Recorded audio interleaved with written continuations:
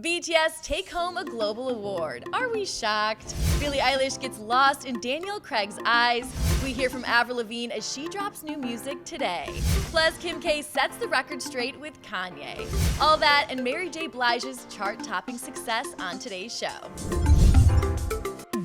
What is up? I'm Chelsea Briggs, and this is Billboard News for Friday, February 25th. We are back, and joining me in the hot seat today is the one and only Billboard senior writer, Griselda Flores. Happy Friday. Happy Friday to you, Chelsea. We made it. We barely made it. Barely, but we've got a lot to talk about. Yes, we do. Let's get into it. So on Thursday, the IFPI, the official organization that represents the recording industry worldwide, announced that BTS has earned the Global Recording Artist of the Year award for 2021. Now, obviously, I'm not surprised.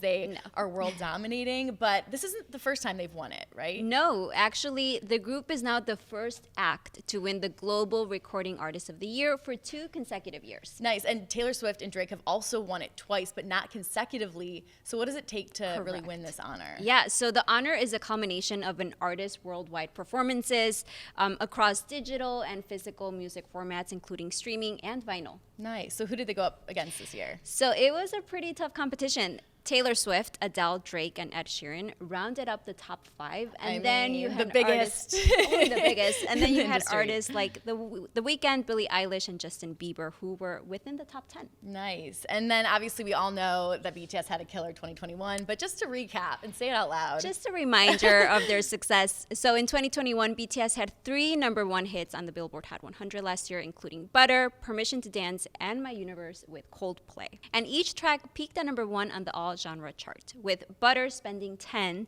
of its 20 charting weeks in the top position. I mean, all songs that were stuck in my head all year long, and actually are still stuck in my head, I have to say. And if that isn't enough, member Jungkook lands at the #1 spot in the Emerging Artists chart thanks to his new single, Stay Alive. Let's take a listen.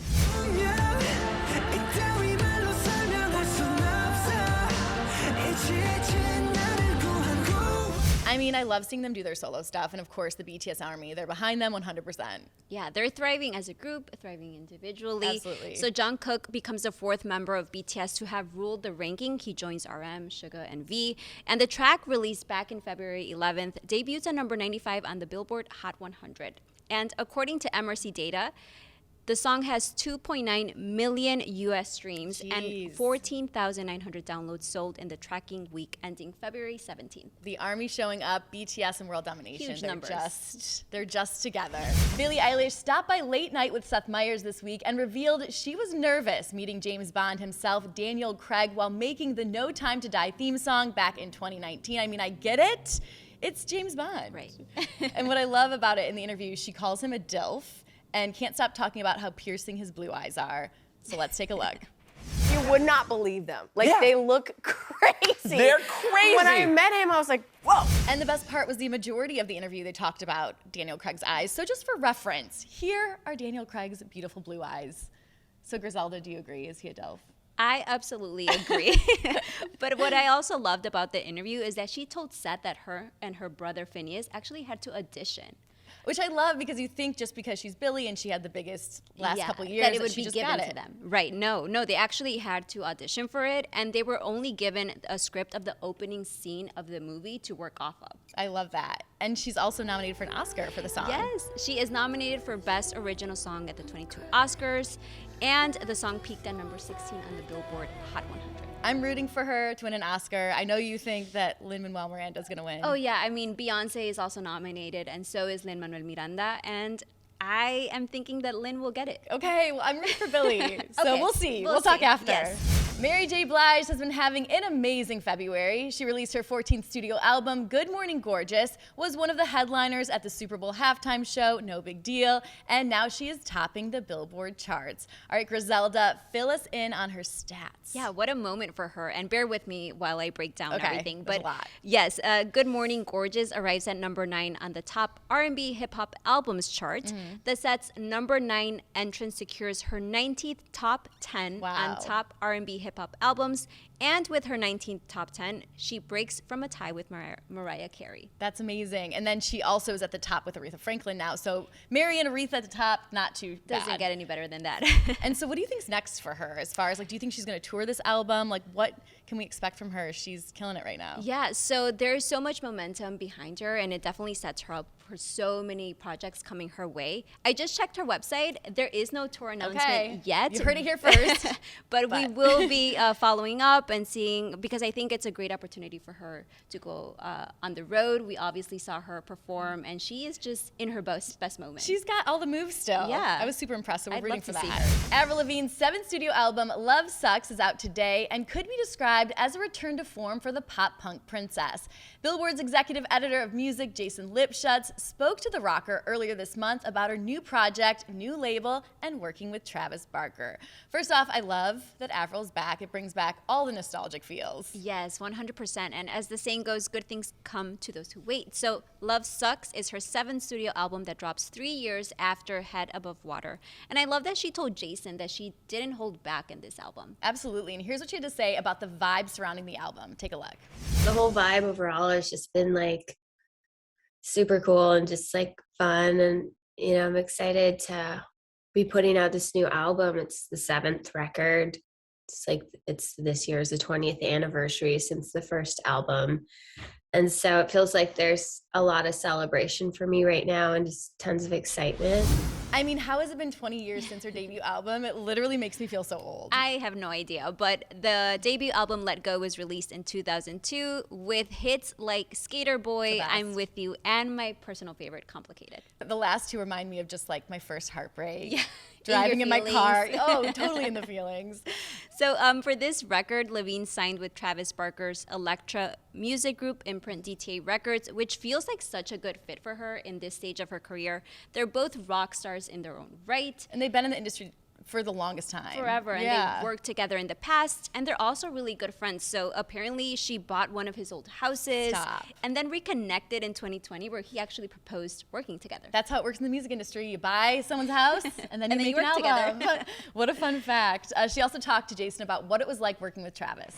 It's been easy and nice because he's an artist, and, you know, he's been an artist for a long time, and so have I, and so like we have that in common. He's not going to come in and tell me like what to do, and that was like the first thing right off the bat. He's like, here, I'll give you my opinion, like this is what I think, and then like you make your decision.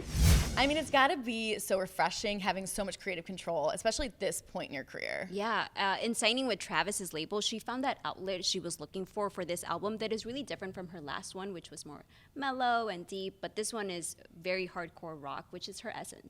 Love that. She also spoke on that too. I wanted to make an alternative record, and then we were just like writing songs, and I think just having so much fun, and that energy is in there, and there was no holding back. There was no holding back with like lyrics and what I was saying, and yeah, I mean, I also just like didn't hold back. I was like, I fucking over relationships and guys, and like love sucks, and like, you know, like maybe that could have been like a weird thing to be saying at the time, but like that's how I felt, and it was true, and like so that set the tone for the album. Okay, so who are some of the collabs on the album? So this is definitely an alternative record album, and some of the collabs include Machine Gun Kelly, Black Bear, Mark Hoppus, and Mudson. Nice, very alternative, all the way through. Well, since we're talking about it so much, here's a snippet of one of her songs, Bite Me, that also has Travis on the drums. I gave you one chance, you don't get it twice. And we'll be together never, so baby, you can bite me. I mean, I love it. The pop princess is officially back. It's so good. Totally. Kim Kardashian is firing back at Kanye West's attempt to delay their divorce, telling a judge he's released harmful misinformation on social media and that a quick ruling would help him accept that their marriage is over. Okay, break it down, Griselda. What are the rulings and what's been going on? There's so much. So much back and forth. But Yeah. Kim filed for divorce from Kanye in February 2021 after 6 years of marriage. And in December, Kim moved to split the divorce proceedings in two. So the first one was a plan that would allow her to immediately be declared single. And then the second part would be that slower moving proceedings over child custody and assets would play out in court. And actually, there's a hearing on that motion that's set for next week. But then last week, Kanye's attorneys filed an objection for Kim to be legally single. Right. So then Kim's attorneys responded with her own filing, writing that it is Mr. West's bitterness and unhappiness that Ms. Kardashian seeks relief from. But what really stuck out was her personal declaration, which we got a hold of. And here's what she said. So she said, I very much desire to be divorced.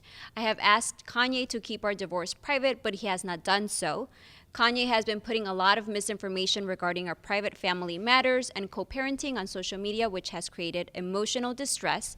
And lastly, I believe that the court terminating our marital status will help Kanye to accept that our marital relationship is over and to move forward on a better path, which will assist us in peacefully co-parenting our children. It's so sad and so messy now, and I just don't think there's any chance that the two of them are going to get back together. Oh, I don't think so either. Is there any positive news in this whole thing? They reportedly have an extensive prenuptial agreement and kept their assets split during the marriage. And then when the divorce was filed, it was also reported that they agreed to joint custody of their children, but who knows if that'll change. Here's just hoping it gets settled soon for Kim, the kids, everyone involved, really.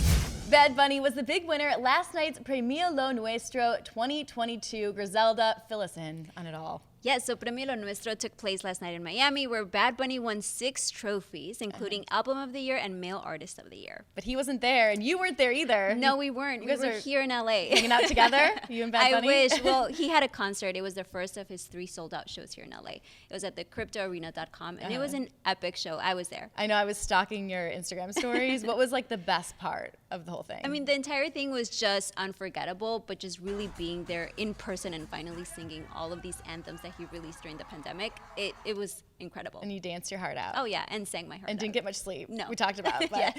but so Bad Bunny wasn't there, but he won all the awards. Yes, and then there were also winners such as Camilo, Grupo Firme, Karol G, who each won 3 awards. And then there was a bunch of star-studded performances, including a very special tribute to the late Vicente Fernandez. Nice. Yeah, and then we had a moment where Farruko took the stage and he gave a very emotional speech, and this comes after he announced that he was embracing his Christianity. Yes, and congrats to all the winners. For a full recap, head to billboard.com. All right, that is all for today. Thank you so much for joining us, Griselda. Thank you for having me. Always so much fun. Have an amazing weekend. Yes, you too. And we'll see you guys next week for Billboard News. I'm Chelsea Briggs.